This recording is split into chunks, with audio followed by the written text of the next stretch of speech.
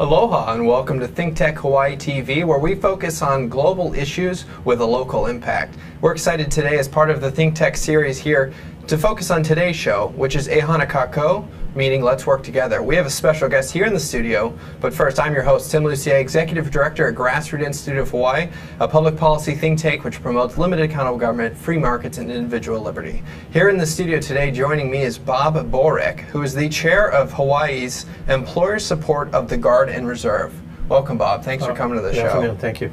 We broadcast live on the internet at 2 p.m. through 5 p.m. every weekday, so check out our website, thinktechhawaii.com.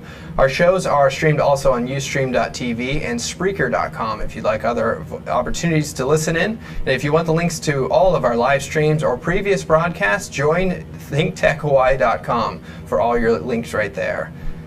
Thanks for coming, Bob. This is an important time in our country. We have Washington, D.C. MS, we have foreign issues, military issues abroad. People are concerned about the future of our country, and you represent an important factor of our military component, reservists and guardists. Can you tell us about you and your important organization? Sure. Okay, I work with as a volunteer for an organization that was started by the Department of Defense in 1972 that's called the ESGR, or the Employer Committee for Support of the Guard and Reserve. Okay.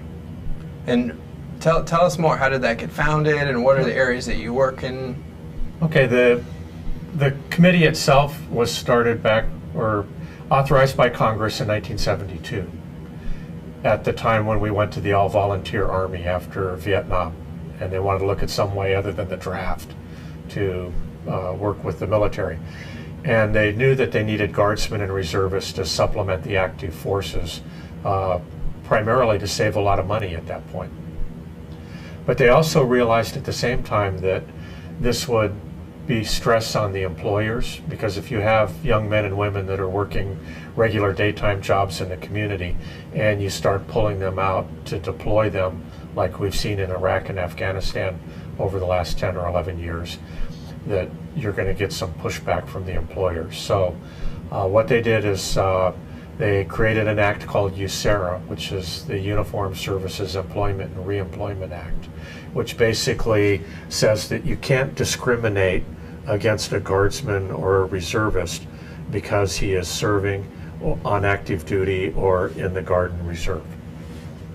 And therefore, from those years forward, we've had a more employer-friendly or employee-friendly, if you're a guardsman or a reservist, so that you can do your job when called upon, but also have more opportunities when you come home or when you are home. Can you explain the differences that have changed over time? Yeah, originally the basic concept of USERRA was to guarantee a service member that if he were activated and called to active duty, that he would be able to get his job back. And that's the basic concept. But like all basic concepts, it becomes more and more complicated as you start working with it over the years. So what we did is we expanded the committee over time.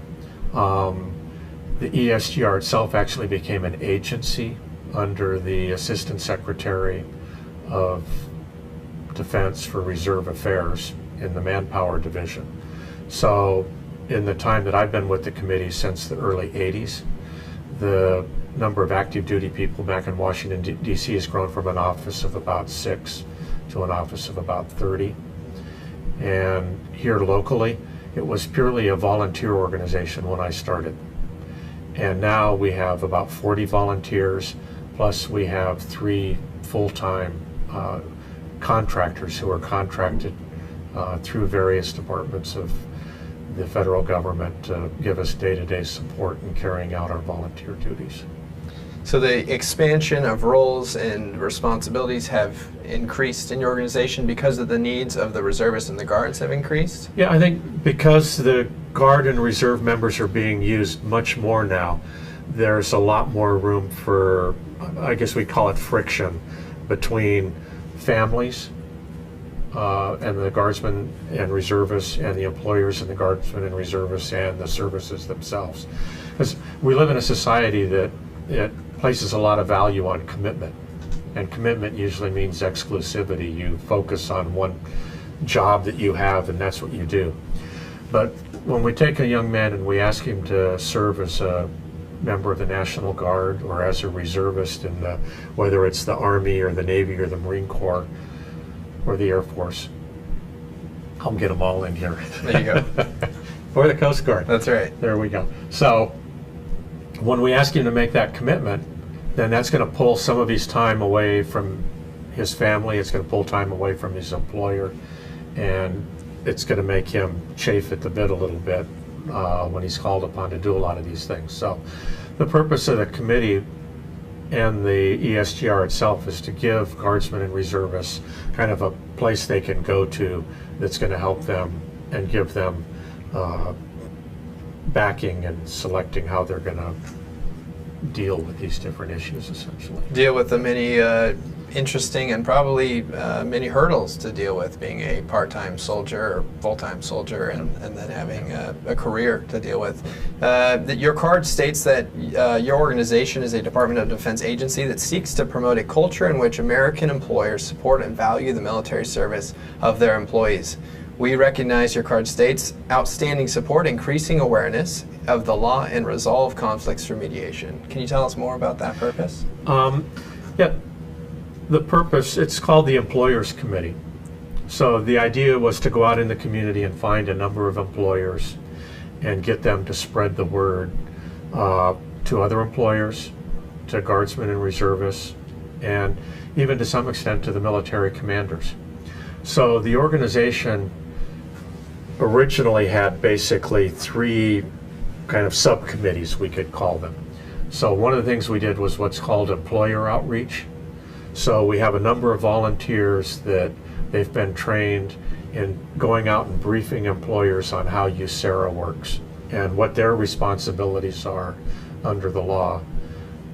And then we have another second component that's military outreach. And the people in the military outreach portion of the committee, they go out and they actually visit the military units. They talk to the unit commanders. They do briefings for the reserve component members. And we also are involved in, a lot of you will know the Yellow Ribbon program for families. Yeah. We go out and do briefings for the Yellow Ribbon program. And then finally, these are our two proactive elements. And sometimes things just don't work out like they're supposed to. So we have a third arm that is called the Ombudsman. And we've got 4 ombudsmen here in town, or ombudsman for those of you that might be closer to Sweden than we are.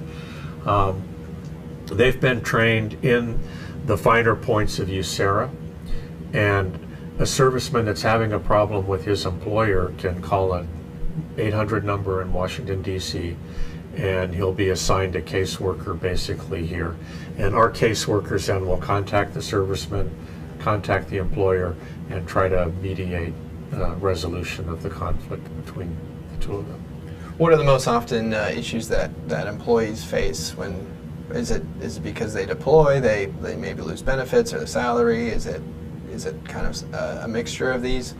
What are the biggest hurdles that you folks try to help? You know, the law specifically says you can't discriminate against a service member, which is pretty broad definition of what you can do. So the kind of issues we run into with service members are, they'll go to the employer and they'll say, I need to drill, or the worst case is I'm going to go on active duty and I'm not going to be back for 9 months. And for a lot of small employers particularly, this can leave them with problems and, you know, finding the skilled people to refill those positions, because you have to remember someone's deployed with the National Guard for 9 months.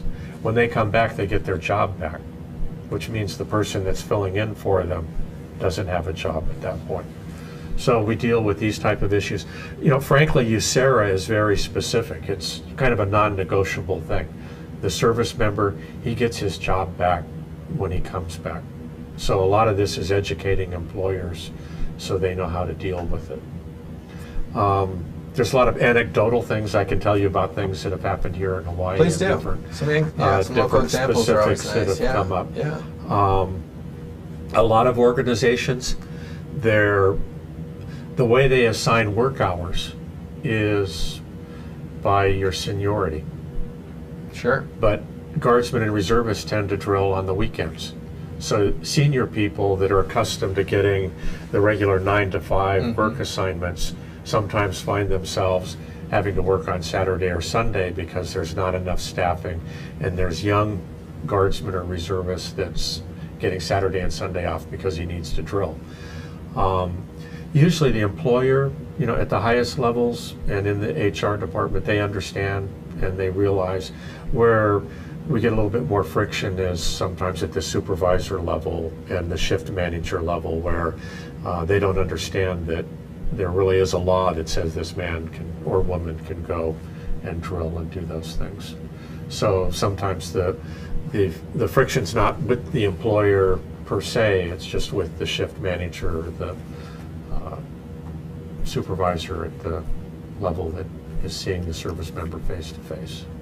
Well, that's incredible. And you obviously have experience here locally in Hawaii, where we have military bases of all types and international connections throughout the world. Is Hawaii a unique place for this? Is it different being here as a soldier or a military person? What have you noticed here about Hawaii especially? The first thing I'd notice here is that what makes it different than the mainland is there's 7 reserve components in our military. There's the Air Guard and the Army Guard. There's the Army, the Navy, the Air Force, the Marine Corps, and the Coast Guard.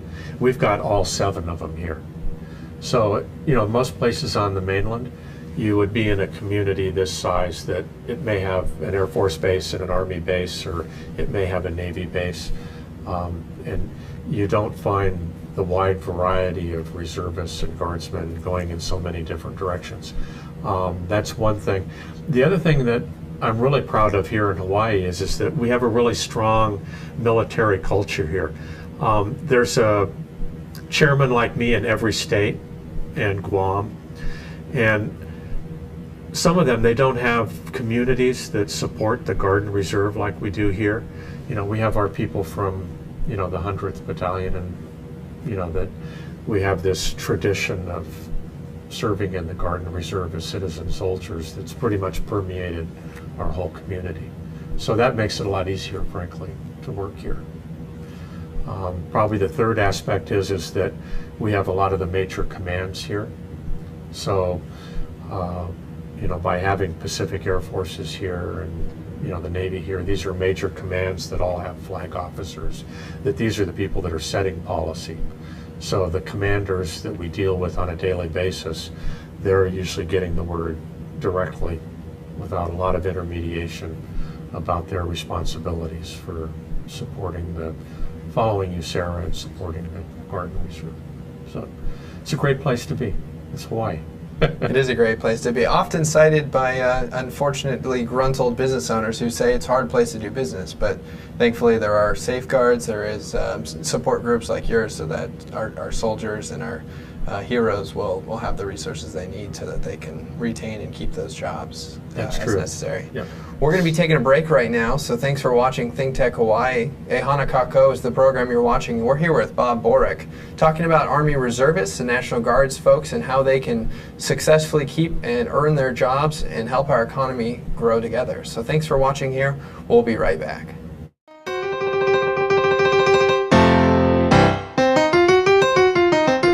Is Howard Dykes of Hawaii News Now. If you want to know how Hawaii it gets its news now and will be getting it in the future, you need to be at Newsmorphosis 3. That's at 11:30 on October 24th at the Plaza Club. See you then.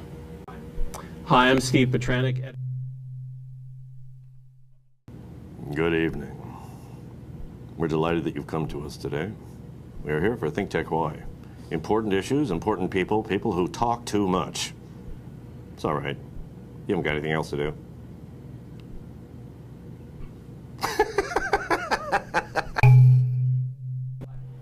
Aloha, I'm Maria Kashem of Think Tech Hawaii, and I want to tell you about our Think Tech talk shows. If you didn't know it, Think Tech streams video and audio for all of its shows live on the internet from 2 to 5 p.m. every weekday afternoon, and we replay them all night long on Ustream.tv. Visit thinktechhawaii.com for our live stream and YouTube links. Raise your awareness on ThinkTech. I'm Maria Kashem, and I'll see you there. Hi, thank you for tuning in. My name is Attila Saras, and I'm the host for ThinkTech Fridays. Join us online 24/7, 365 days a year at thinktechhawaii.com. We're talking about things that matter to Hawaii and around the world. My name again is Attila Saras, and I'm the host for ThinkTech Fridays. Mahalo. Hi, I'm Donna Blanchard of Kumukuhue Theater, and when I was young I used to love watching Charlie Chan movies on Family Classic TV on Sunday afternoons. Our show at Kumukuhue that runs from August 22nd through September 22nd is called Will the Real Charlie Chan Please Stand Up? It's written by Nancy P. Moss and takes place right here in Chinatown. I really hope you'll come in and watch it. You will love it. It's everything about the movies that you loved and more. Go to kumukuhua.org to get more information and your tickets. We'll see you there. Aloha and welcome back to the Eheana Kako Think Tech Hawaii series. We are here with Bob Borek talking about the needs of the military in this global changing world that we live in. Bob, how can reservists and National Guards both be a great component in our society, but also be served with the things that they need? We were talking before the break about employers and military reservists and how schedules change, about how obviously lives change with deployments and the needs of the military. Can you tell us in this era really what's been going on? What's new and recent lately that these Guards folks have been dealing with, and then that we in society need to know about to be able to better serve our American heroes? Yeah, I think probably the area to start is that the way that the United States is using its military has changed a lot since Vietnam. You know, after Vietnam, they knew that they wanted to use the reservists more, and they knew that retaining and training reservists was going to save a lot of money. So they did that, but all the way up until 9/11, they never really used the reserves a lot. And then all of a sudden, we found out that all our reserve and Guard units were going to be on these rotations, and they were going to start being used very regularly. So as we all know here in the community, we've got Guardsmen and reservists that have been to the Middle East, 2, 3, 4, maybe even 5 times in some cases. So the way the reserve and the Guard is being utilized in carrying out America's policy has changed quite a bit. The Office of the Secretary of Defense puts together long-range plans of how they anticipate they're going to use manpower in the future. And starting after the withdrawal from Afghanistan, they're really talking about what we kind of call a new normal. And instead of going back to the pre-9/11 times when the Guardsmen and reservists did their training but never really went anywhere, they're really looking at the Guard and reservists being a more integral part of the active duty forces that'll be deployed more often. They're also looking at deploying the military a little bit differently, where in the Cold War we had troops stationed abroad a lot, that were sort of tripwires of national defense. They're looking at pulling back from that. They anticipate not having as many troops forward based as they used to. But what they do look at doing is rotating reserve and Guard forces into the active duty mix and sending them forward for either training exercises or I know the Marines have units aboard ship all the time in various parts of the world. And instead of that all being carried out by active duty people, it's going to be more of a partnership between the active duty and the reserve. So what we're going to see for the Guardsmen and reservists is not as many deployments as we've had in Afghanistan and Iraq in the last 10 years, but what we're going to see is those deployments continuing, where you'll see your Guardsmen and reservists, even though there's no conflict, they'll be called up for 9 months. We'll see the Guard and Reserve used more in domestic deployment to help domestically, and more just standardized rotational deployments overseas, where a Guard unit will know that part of their job is to go and support a specific unit in Germany or Japan or somewhere on a regular basis. So I think that's quite a change in the way we're utilizing the military in the past. So the new normal is very tough on soldiers and their families. I'm sure it sounds like increased rotations. Obviously, it puts a definite added strain not only on the families and the soldiers themselves, but on the employers who have to deal with the employee leaving and hopefully returning. Is this obviously you don't direct where the folks go and you just support it? So is this something that your organization is having to deal with because of the new more increased employments? There's more services needed. The soldiers need more help. They need more assistance. Is that? Yeah, the whole approach to supporting guardsmen and reservists has changed. I'm sure there's many members of the audience who were in the Guard and Reserve 10, 20, 30, 40 years ago. I mean, if we go back to Vietnam, going to the Guard or Reserve for a lot of people was just a way to avoid going on active duty to be deployed. There was a period before that when they used to kind of joke about, you would just go to your drill meeting and, play cards and drink beer and then come home afterwards. So those days are long gone. Now the reservists and the guardsmen are really an integrated part of the active force, and they're being brought in all the time. So let's take that change and bring it into the future. And the way the Department of Defense is looking at the utilization of the Guard and Reserve now is these continuous rotations. So what we speak of when we talk about guardsmen and reservists now is trying to develop what we call continuity of service. Because now when we look at a trained guardsman or reservist and we look forward to him maintaining hopefully a 20-year or longer career with the military, he'll be called up for a period of active duty probably for 9 to 12 months every 5 or 6 years. So that means that over your career you'd probably see maybe 4 deployments of 9 months or more. So what we're doing is the Yellow Ribbon program is being reorganized through the ESGR. The Department of Defense is trying to consolidate the way the assets are used to save money, avoid duplication. And going back to this concept of continuity of service, we spend a lot of money training a guardsmen and reservists. We've got guardsmen and reservists that are everything from infantrymen to truck mechanics to helicopter and transport pilots. They can drive submarines, they can run nuclear motors on submarines. I mean, all these skills that cost hundreds of thousands, if not $1 million or more to teach people. So the government invests all this money in training. We want to retain those people.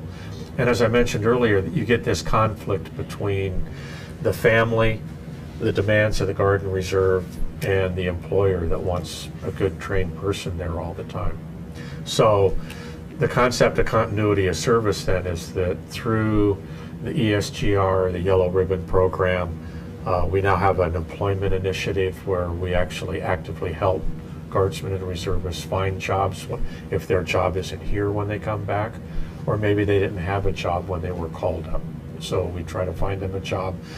We work with their families so that I tend to think of it as going like this through your career as you do these deployments, but there's going to be pre-deployment counseling for the service member and his family and notifications to the employer.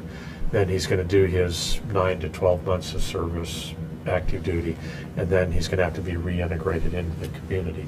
So we're developing for the reserve and guard members,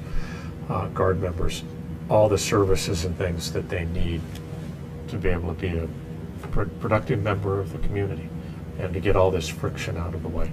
So we want to make sure they have jobs, they have the counseling that they need when they come back, make sure their wives and families are supported when they're gone.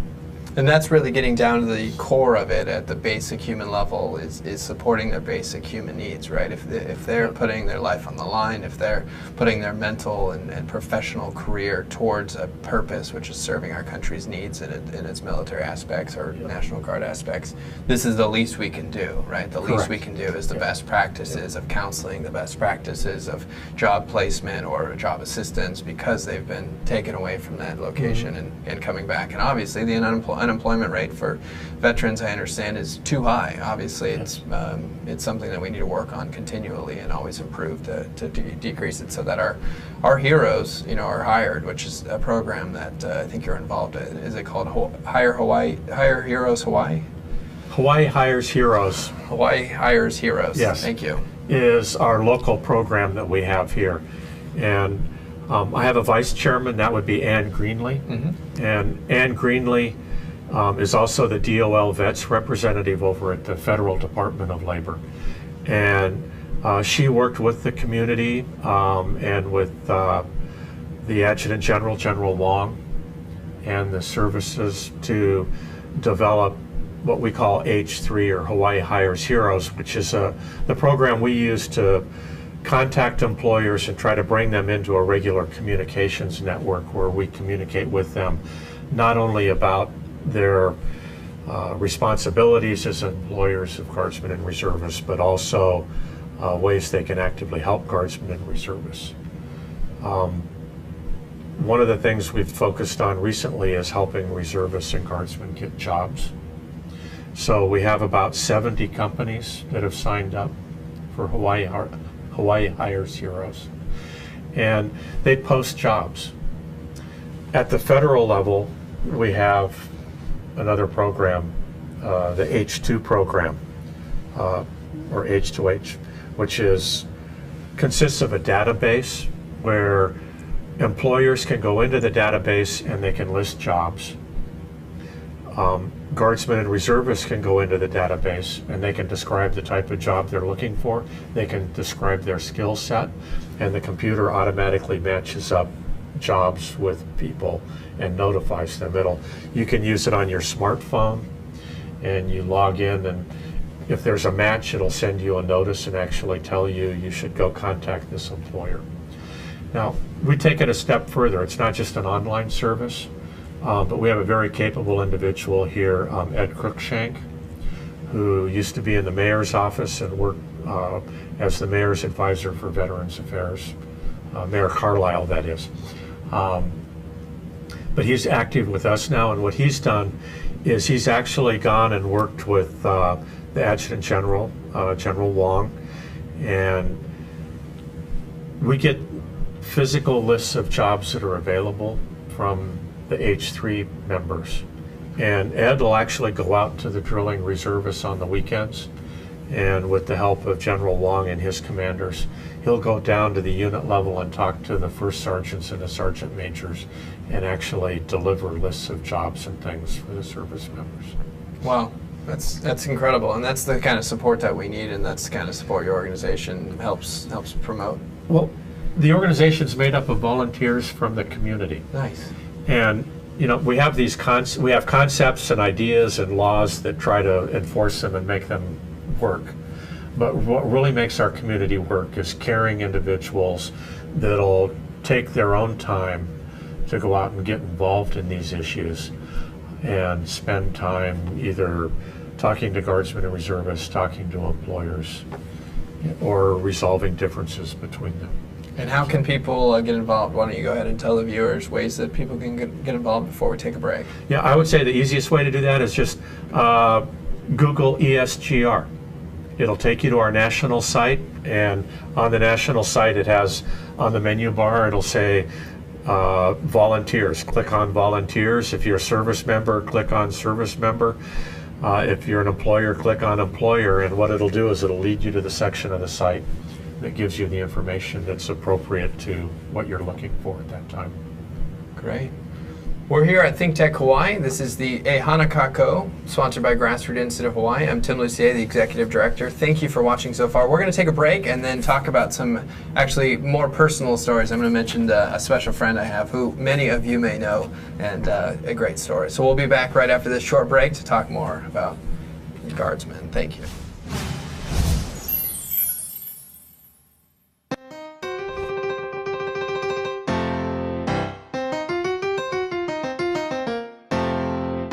I'm Bill Spencer, President of the Hawaii Venture Capital Association.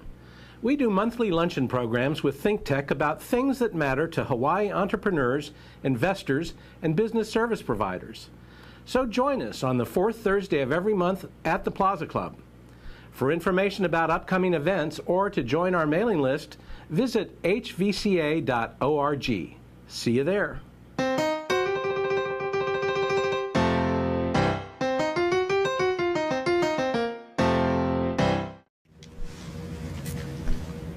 Welcome back to Ehanakako. Let's Work Together is the title of this program. We're here, Grassroots Institute Hawaii is a sponsor here. I'm Tim Lussier. Thanks for joining us. We're here with Bob Borek with the employer support of the Guard and Reserve. He's the chair here in Hawaii, and we're just talking about the important issues of today. That's what we do here at Think Tech Hawaii. A little personal story. I was at Hawaii Pacific University. That's why I came out to Hawaii, originally from Oregon. And I've heard about this man in the city council. And while Grassroots Institute Hawaii and Think Tech Hawaii aren't political, we can't endorse candidates or give money. I noticed there's a man named Charles DeJoux who's making a ruckus around some issues that he was working on. I eventually got to know him and support him a little bit on his congressional campaign. And it was an honor to really serve a gentleman like that in any way, because I saw he was a hero to me in the civic arena, fighting for values that he believed in. But he was also a JAG officer in the Army Reserves. And so when he won a seat in Congress, he ended up losing it in a re-election. And after he lost his re-election, he was deployed to Afghanistan. And I remember one of the votes he took in Congress was to vote to reauthorize the war in Afghanistan. So I saw somebody that I personally believed in, really close, inspiration and mentor, not only run for office because he believed in something, got into office, actually had to make that vote to reauthorize something he believed in, something he thought was important, lose his re-election, and then actually be deployed to Afghanistan after as a private citizen. And that's really the story, it seems like, of many of these folks, right? The common man, the person that is, to their day to day, their average person, and then eventually American hero when they're sent abroad to serve. Is that the story of the average Army reservist and guardsman? Yeah, I think so. Not just guardsmen and reservists, but the active duty people too. Sure, absolutely. And I think what we really need to focus on is maybe less on national policy and laws and things like that, and really talk about the functioning of our community. Charles is an excellent example of somebody that's done that. Tulsi Gabbard absolutely has done the same thing. And I have to give a lot of credit to Mark Takai. A lot of the benefits that guardsmen and reservists have in the state of Hawaii is due to efforts on the part of Mark Takai. Many great leaders who not only serve civically, but also serve wearing the uniform. Exactly. Many examples. And most of them deal with the same issues that we have, day to day in our personal lives, right? They're probably married, or maybe they have kids. I mean, children.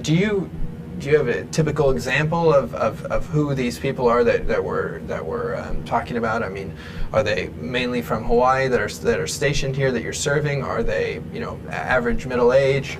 Can you give us some examples of kind of some people we may run into the grocery store but not realize that they're a reservist? It's funny you mention that. I want to say George Washington because he's sort of the epitome of what historically in the country we've called the citizen soldier, because the idea is we're a free democracy, and the whole idea of the militia and the Minutemen and all these things was that we had a ready reserve of people that we could call upon to defend the country when we needed them. So, and if you go through the community, you're going to find these people all through the community. So I'd encourage you in the course of conversation, when you're talking to somebody, ask them if they've served.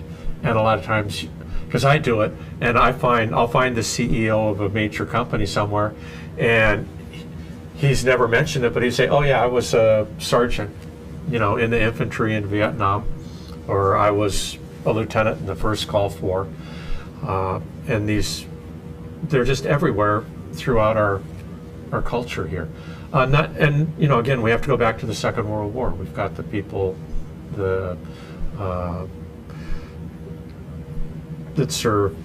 The greatest generation. Yeah, the greatest generation that served and supported our country, came back and rebuilt the greatest country. So they're everywhere. So the Guard and National Guard and Reserves are just like our average military, or the rest of the military who are full-time enlisted. Yeah, average, everyday kind of person, and often, as they call them, the weekend warriors, right? If Yeah, they're the well, Guard. we're probably not allowed to say weekend warrior. It's not politically correct anymore. Okay. No, I don't. And I say that partly in jest because There's a discussion long in ago the when I community. was a reservist back in the late 70s and early 80s when I was actively in the Marine Corps Reserve, and we used to have these little bumper stickers that would kind of have obnoxious phrases on them, like "I do more in a weekend than you do all week" or something like that, or "you do in a month." And there was some friction between the active duty side and the Guardsmen and the reservists. And the Guardsmen and reservists sometimes are kind of treated as, the Second ill-mannered tier stepchildren. So, but all of that has changed. Good. It's a fully operational, integrated force now, where you really can't tell when you look at them in uniform which ones are which. And we've been talking a lot about the Guardsmen and reservists that support this, but there's an enormous amount of support that comes from people that don't have any military service at all. I mentioned the ombudsman in our committee many times that are resolving issues between employers and guardsmen. And here in Hawaii, J.N. Musto, who many of you may know as the executive director of the University of Hawaii Professional Assembly, he's our lead ombudsman, and he has 3 other ombudsmen that work for him here, or work with him, or volunteer with him here in town. I hate to use the word work, but it is work, but it's all volunteer, unpaid. Valuable volunteer work. But he's a gentleman that did not serve in the Guard or Reserve, Okay. but his heart is in this. He'll go out and work hour after hour to resolve issues for people. And he kind of follows the phrase, one of our taglines that we use in ESGR is, "We all serve." And that's really true. Whether you've been in the service or not, the overall objective is the defense of our country. And the support of its soldiers. Correct. Full-time, Yep. Guard, Reserve, all of them. Exactly. Great. So employers can get more information. You have been continuing to mention that I've seen some nice posters that you guys have. How can people get to know you and learn more? What are the best ways that employers can educate themselves?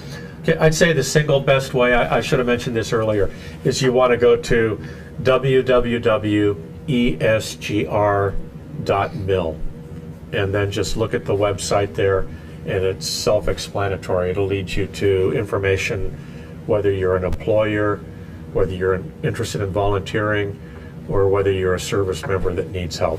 Just esgr.mil, and it's got everything you could want. Including a statement of support. Is that an employer's a way that they can help advocate for the military? Is that a way that they can step up and say, we're a military-friendly organization? Yeah, we have one of my predecessors referred to the ESGR as he used to call it a self-licking ice cream cone, because we have this way of contacting more employers through the service members. So service members can nominate their employer for an award that is called My Boss is a Pro. And the award is sent out from Washington, D.C., and then we send a volunteer out, and the volunteer will arrange for the service member and the employer to be together and make a public presentation of the award. We do these every week practically. We do hundreds of them every year, where our volunteers go out with the service member to issue these awards. Now, we have a Pro Patria Award because some employers do more than others. And we're very fortunate here in Hawaii. We've had 2 employers here in Hawaii that have won the National Freedom Award. And every year the Department of Defense gives 15 National Freedom Awards. 5 are given to government agencies, 5 to large employers, and 5 to small employers. And here in Hawaii, we've won in the small employer category. The winner a few years ago was Coastal Windows. And some of you may know Bob Barrett at Coastal Windows. He's a very enthusiastic supporter of the ESGR. But when his reservist was deployed, his company actively went out and worked with the reservist family They made sure they contacted the reservist regularly while he was deployed. And he really went above and beyond the requirements of the law in terms of taking care of his employee, taking care of the employee's family, and then making sure it was a smooth transition for him when they came back. A gentleman that clearly appreciates his employees and clearly appreciates his community. What a great man to help his soldiers serve and help us continue to get windows, apparently. This is the A Hanakako TV series. We're live here streaming on the internet. You are here tuned into A Hanakako Let's Work Together Hour. We're going to take a real quick break right now, and when we'll come back, we'll talk about an interesting anecdote about if you've flown here in Hawaii, you may have actually been interacting with a reservist or guardsman or someone that served. We'll talk more about that in a second when we come back.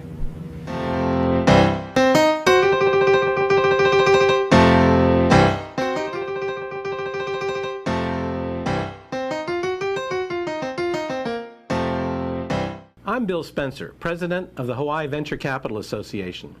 We do monthly luncheon programs with ThinkTech about things that matter to Hawaii entrepreneurs, investors, and business service providers. So join us on the fourth Thursday of every month at the Plaza Club.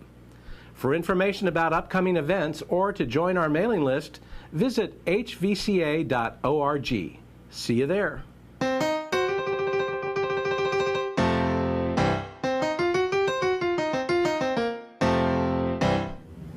We're back here at the A Hanakako Let's Work Together video series here on ThinkTech Hawaii. Thank you for joining us live online or re-watched. If you've flown recently in a Hawaiian Airlines plane, your pilot may have been somebody that served their military. A great example of some way that our military have served their country and then also served in a distinguished career afterwards. Is that a good example of one of the great ways that our military has served us? I'd say that's a very good example. Yeah.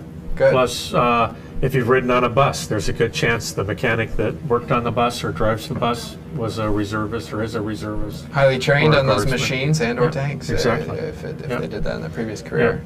So, Now, Bob, you were mentioning Hawaii's businesses ranked and won a few awards. Tell us about that. that's true. After Coastal Windows won the National Freedom Award in the small business sector, we also won in the government sector. The state of Hawaii was a winner of the Freedom Award.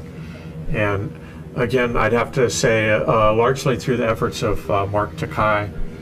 And because the state of Hawaii, one of the benefits that guardsmen and reservists have here is there's a tuition waiver program. There were some other benefits they had with automobile licensing and things like that in the past that were largely brought about through the efforts of people here in Hawaii. And I couldn't I can't let this all go without talking about the wonderful support we've gotten from Governor Abercrombie also. Last month, Hawaii on the visitor industry side was, we hosted the National Guard Association of the United States, had their national convention here at the convention center. Governor Abercrombie was the keynote speaker, and I had the privilege of being able to attend that meeting with him. I'd also like to say that occasionally ESGR, we hold employer breakfasts, and the governor's been so supportive of the Guard and Reserve that he's attended a couple of those breakfasts and spoken at those breakfasts for us. So we continue to get very good support from the governor and the state of Hawaii and all the departments therein. And a common maybe misunderstanding, the Guard is reporting to the governor versus the Army Reserves is a segment of the U.S. Army. Can you explain that real quick for our viewers? Yeah, just real quick. Each of the major components of the National Armed Forces has a reserve component. So the Army, the Navy, the Air Force, the Marines, the Coast Guard all have a reserve component. The National Guard's a little bit different because the National Guard it works two missions.